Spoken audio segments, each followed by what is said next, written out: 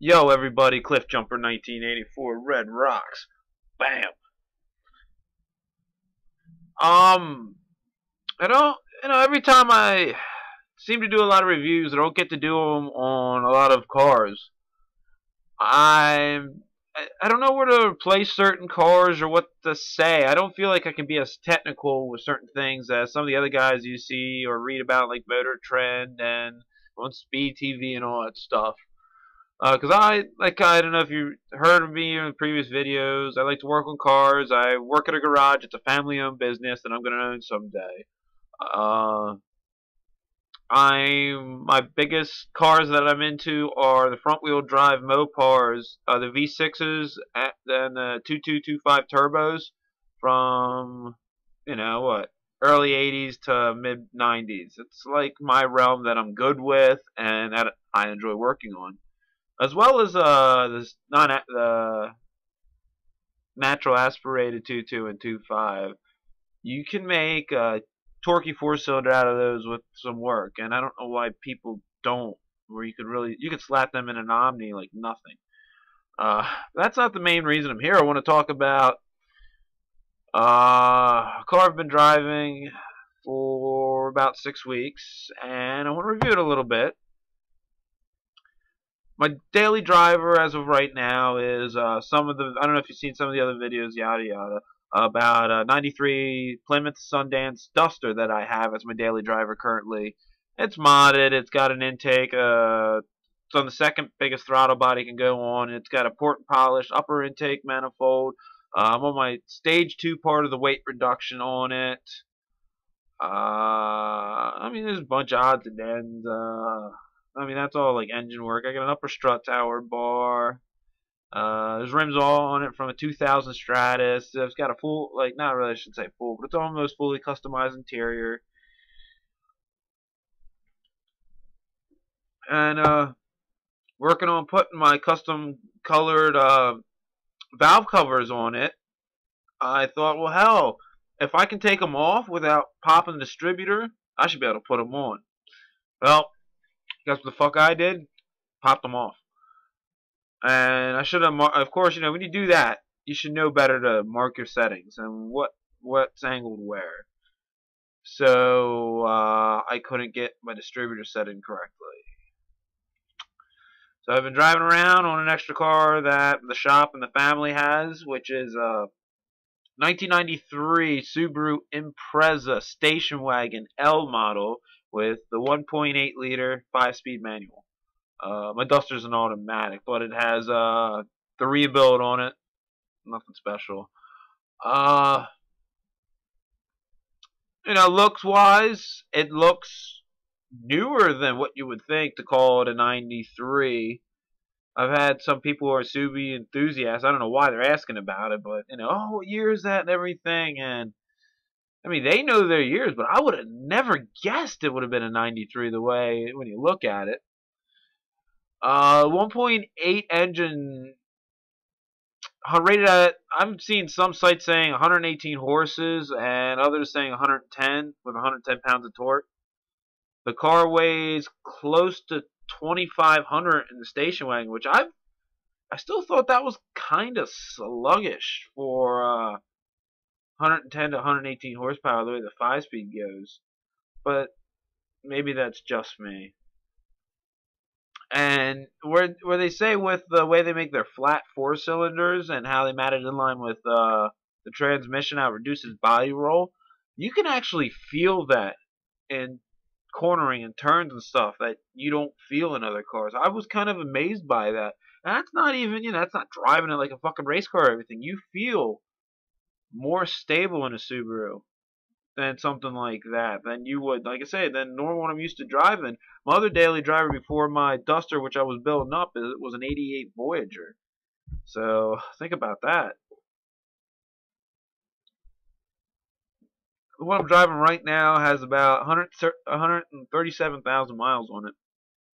And I'm very surprised because I find the 1.8 liter to be a better built engine. I shouldn't say better built, but it doesn't leak like the 2.2s do afterwards. Like, this is a very dry engine for the age in its year. And I got 2.2s that have less miles than that are like 0.2s and 0.4s that come into my shop. Hey, I don't even think they do 2.2s and 0.4. Maybe before that. I mean, like 99 to 2000. Like, I've got about 10 to a dozen customers that have Subarus. And boy, do those 2.2s leak in those rear main seals and the front of it where all the pulleys are at. I mean, it rides on 13-inch tires. And then space-wise, I play in a band and I'm the drummer. And believe it or not, in my Sundance Duster hatchback, I can fit my whole drum set plus my 212 cabinet for my lead guitarist to use and my full bass stack. Well, my small one. I have a single 15 and a head, which my other stack is a 410 cabinet. That's all mine. But I can fit all that stuff plus a bass and my camera stand and my backpack and a few other things in my whole Duster. And I just get that in a Subaru station wagon hatchback. Duster is a little bit wider, so I can see where that comes in. I mean, gas miles wise, you'd think a 1.8 liter, it's only pushing 2,500 pounds. And it's not an all-wheel drive, it's front-wheel drive Subaru. It's rated at 21 city, 28 highway. And I drive it's like 8 or 9 miles back and forth to work. And I don't do much city driving anymore it's been 2 years since I moved to where I'm at here right now. Compared to when I used to live in a suburb city, kind of. It wasn't like dense city. It's hard to explain. It's more suburbs, I guess. But I'm averaging 24.2 to 25.1, I guess, which I was a little bit amazed from. But even in a 5-speed, I think I would do a little bit better. And it's only an 8-valve. It's not a 16-valve engine either. I don't know if that has anything to do with it. I probably would. My Duster, that's the Mitsubishi built 6G72 3OV6, gets stock. They get 18 city, 25 highway.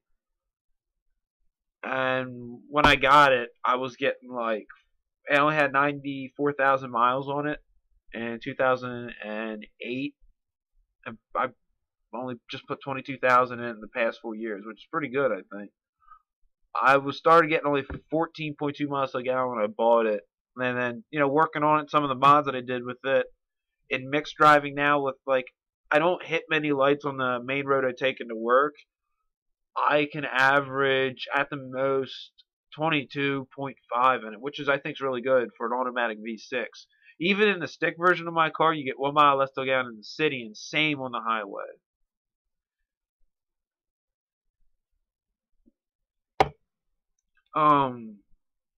It's got an airbag. It's cheap on insurance. It's a car that's not going to get you in trouble. The rust is not even. I don't see rust underneath this car for the year.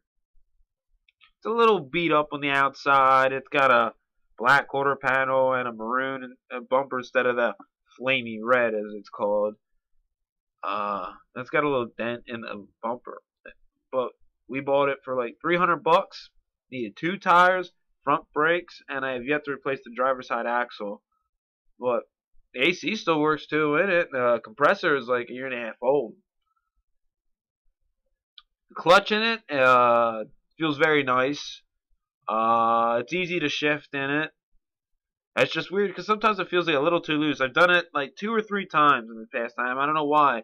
I would go on a third and how loose it feels. Like, in the shifter itself, I was shifting into like second instead of fourth. It's like, man, that's happened to me, and that's what I don't know if that was with paying attention or just it felt that loose to me. I like a loose clutch but a tight stick. Everyone's got their own preference. I mean, some of those front-wheel drive Mopars got like the heavy-duty clutch, and you feel nice in first to second, and fucking fourth's tough, and fifth's tough, and then reverse is loose. I don't know. Every car is kind of different too. I don't know if there's anything else I really want to touch on. Interior is nice. It took me a bit to find the. Oh, excuse me. It took me a bit to find the cup holders where they're above the radio and you have to push them out. Yeah, I didn't find that for like 3.5 weeks after driving it. Even probably more than that.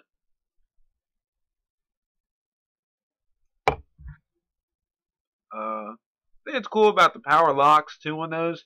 When you flip in the driver's power lock and they all lock, I think that's pretty cool. Like, because they don't do that in any other door, and there's no like lock button. So I don't know if that's power locks or manual kind of. So yeah, it's my mini shitty review. So you got a Subaru, or let me know. What do you think about Subarus? I give props to the STIs. I know they're quick, being a Mopar man. So I know a guy that ran pretty tough against one with a turbo Shadow, but teach their own, right? We're all about racing. It doesn't matter what car sucks and what car is better, because we all like to work on them, and that's what I think. So take his time, subscribe, comment below about a Subi or something, or a good experience or bad experience with the Subaru, and I like video responses, and I try and interact with my fans. So everyone have a good day. Drink some natty ice on me, and make sure your Eagles wings are spread.